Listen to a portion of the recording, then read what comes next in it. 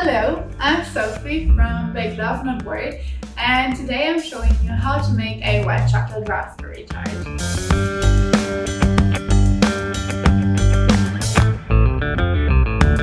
The first step, what we need is the tart crust, so where we put in the raspberry filling and the white chocolate filling, and that's really easy actually.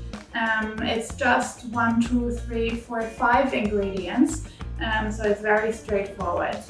And as a first step, we're gonna put 200 grams of butter in our bowl. As a first step, we're whipping our butter, and for that you need this sort of whipping appliance on your kitchen machine. And later on, when we move from the kind of creamy ingredients to the flour, we'll switch onto a kneading hook. But if you don't have a kitchen machine like this, you can also use a regular hand mixer for the first couple of steps, and then later on switch to a wooden spoon and your hands. That's totally fine. So now we scrape our bowl so the butter doesn't stick to the bottom. And then we put in 100 grams of sugar. And now we add 1 egg. And it's rather important that it's a large egg and not just a small one. So for the taste, we put in a little bit of salt and some vanilla paste. For that, you can also use vanilla sugar or fresh vanilla, or you can cut fresh mint and put that into the dough. It's just so that it doesn't taste just like butter. Now we switch from this to this. And this is 300 grams of flour.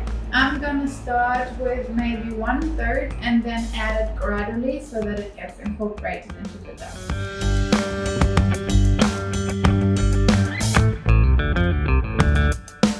So now our dough is practically ready, and all we gotta do is make it into a ball.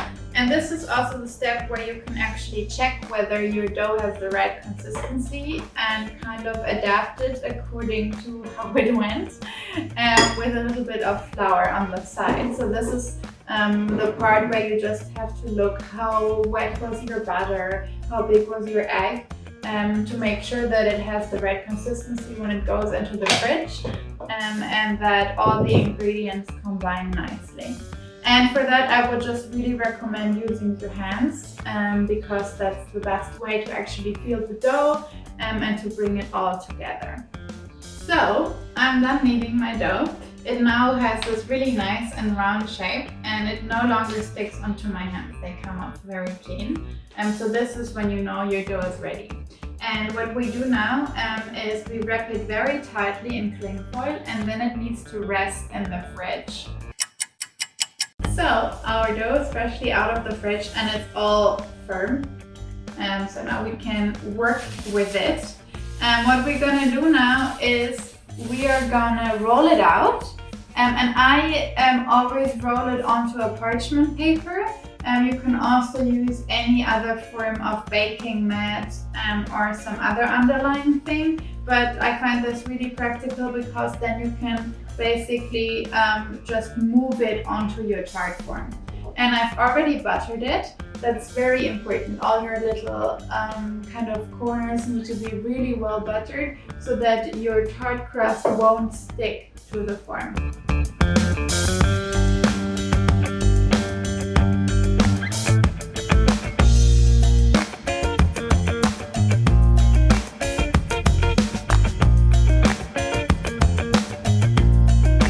So as you can see, I used the leftover dough to patch up some of the little spots where the dough wasn't quite thick enough. And what you definitely have to do is you have to use a fork and make some holes, because otherwise the air underneath the dough is gonna crack the crust in the oven. So what I did now is I filled our tart crust with dried peas and lentils so that when we're baking it in the oven it doesn't rise and we still have space for our filling. And now it can go into the oven for about 17 minutes at 180 degrees. While our tart is in the oven, we'll get started on the filling. So as a starter, we put 500 grams of raspberries in a pot.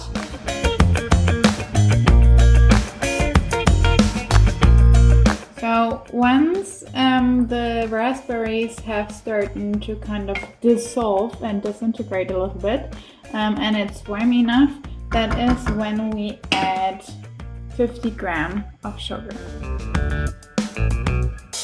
Depending on how you like it, I always add a little bit of a lime zest.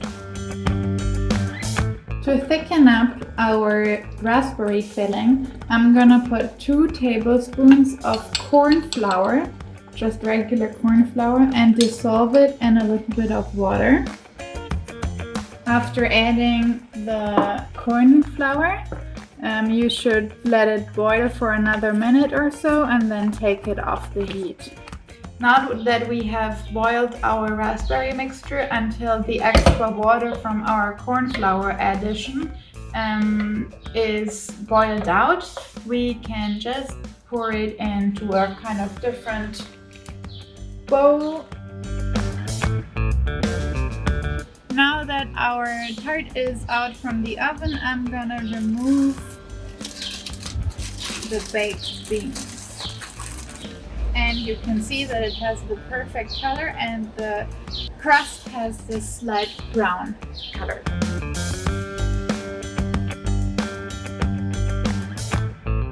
The next step in our white chocolate raspberry tart, we're now actually going to the white chocolate, and I have 250 grams of chopped white chocolate here and 90 grams of just regular cream. And what we're going to do now is we're going to make a white chocolate ganache. So that's an emulsion of cream and chocolate.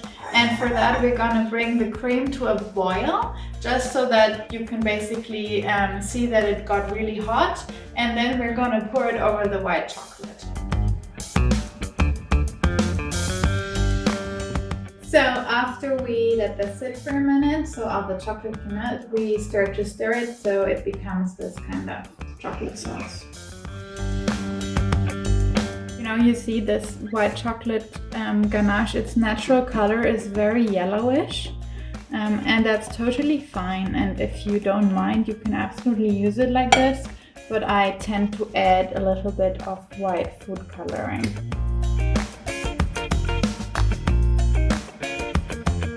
Now we have our sauce, and because it's already quite thick, I'm not gonna let it cool down any longer. I'm gonna pour it directly over the tart, but to make sure that the chocolate doesn't, melt all of our raspberry filling, I've chilled this in the fridge for 30 minutes or so.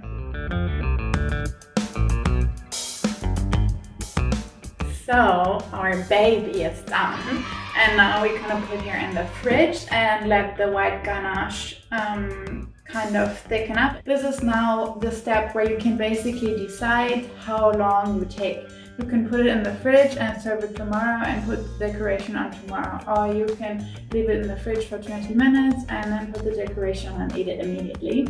And I lack patience when it comes to cake, so we're gonna just do the minimum amount of chilling and then put all of our decorations on.